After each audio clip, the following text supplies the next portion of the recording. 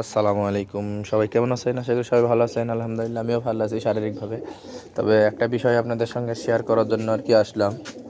তো গতকালকে একটা দুর্ঘটনা ঘটে গেছে আমাদের কবুতরের সাথে। তো এই বিষয়টা আপনাদেরকে বলি। এই যে দেখেন আমার বাসায় এই যে সবজি নটটা, এটা আমার বাসায় বাচ্চা, এবং কবুতরটা অনেক দম করে আর কি।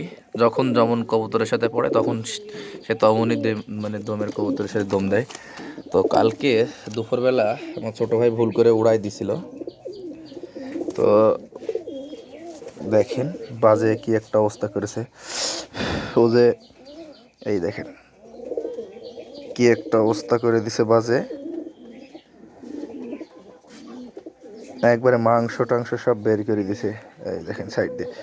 তো এটা শুধু চামড়াটা ছিঁড়ে গেছে এই জন্যে আর কি।